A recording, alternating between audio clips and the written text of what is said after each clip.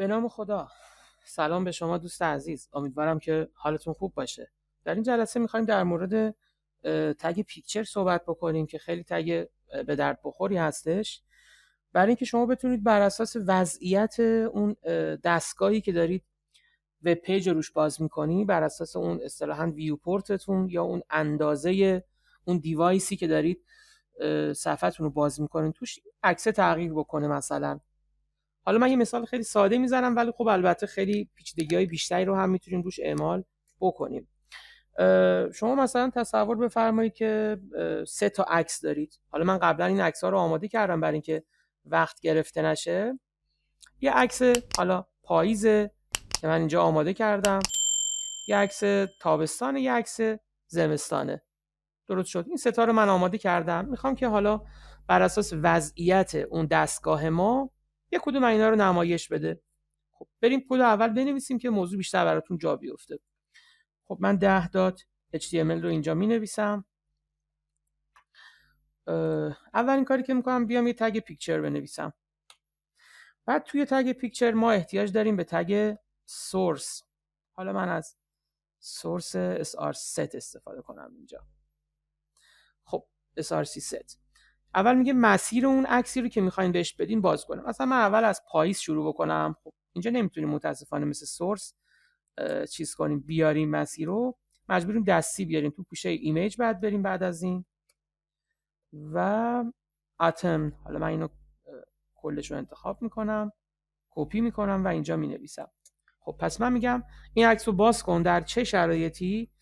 اگر که مدیا ما به این صورت باشه، اگر مین وید ما یعنی حداقل اندازه صفحه ما چی باشه؟ مثلا 650 پیکسل باشه. یعنی از 650 پیکسل به بالا، چون حداقل اندازه است دیگه، یعنی حداقل طول صفحه ما اگه 650 پیکسل بود، بیا شما چیکار کن؟ این عکس پاییز رو نشون بده. یکی هم برای زمستون بزنیم. حالا من از همین اسم استفاده بکنم، اینجا اسمشو بنویسم. اینجا بگیم آقا مثلا اگه حداقل اندازهش فرض کنید 400 پیکسل بود. درست شد؟ پس از 400 پیکسل تا 650 پیکسل میشه چی؟ میشه عکس زمستان. از 650 به بالا میشه پاییز. خب در غیر این صورت بیا مثلا اون تابستان رو نشون بده. همیشه شرط آخرتون دقیقاً شبیه به نوشتن شرط دیگه.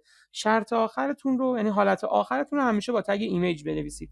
دقت داشته باشین شما حق ندارید تگ ایمیج رو توی شرطای اول تا یکی مونده به آخر بیارید. حتما بعد آخرین قسمت اصطلاحاً قسمت الس ما باشه. در غیر این صورت ما باشه تگ ایمیج. خب پس من از src که استفاده بکنم اینجا، اینو که دیگه همه بلدین دیگه، بیایم مثلا قسمت سامر رو نمایش بده. و یه نکته جالب اینه که من اگه اینجا ویتو هایت بدم، مثلا بگم فرض بگیرید که 350 در مثلا 250، این سایز رو همشون اعمال میشه، یعنی رو اون بالایی و اون دوتای بالایی هم اعمال میشه دیگه. این خیلی جالبه. خب بریم با هم دیگه عکسمون رو در واقع کدمون رو تست بکنیم ببینیم چه اتفاقی افتاد. ببین الان بعد به من اتم رو نشون بده. چرا؟ چون اندازه صفحه من دوستان نگاه کنید از 650 بیشتر هستش. خوب دقت بفرمایید اینجا رو. اگه من اینجا بیام رو صفحه‌ام یه کلیک راست بکنم و اینسپکت بگیرم از صفحه، ببینید الان صفحه من رو نگاه بکنید. این بالا داره در واقع ابعاد صفحه رو نشون میده دیگه. این میشه طول صفحه، قسمت بعدی میشه عرض صفحه. خب ببین الان من هر چقدر کم بکنم، ببینید الان تا 600 مثلا بذارید کم بکنم تا 650 برسیم. 650 52 50 هنوز خودشه. یکی کمتر بکنید دیگه میاد تو عکس زمستون. ببینید به همین راحتی شد 647. اگه بیایم پایین باز تا 400 همینه. ببین 492. بیایم پایینتر تا برسیم به ببین 401. الان شد تابستان. پس به این شکل ما تونستیم چیکار بکنیم؟ بیایم و در واقع یه حالت شرطی هم برای عکسامون بنویسیم که البته میتونید خیلی کارهای قشنگتری رو با استفاده از بحث رسپانسیو یا اون واکنشگرایی توی CSS انجام بدین. ولی خب ما در حد حالا اون دوره خودمون و امکاناتی که HTML به ما میده اومدیم یه کار نسبتا ساده و البته جذاب رو با هم انجام دادیم. خب فکر میکنم برای این جلسه هم کافی باشه. خیلی متشکرم از اینکه این ویدیو رو تماشا کردین. خدا نگهدارتون.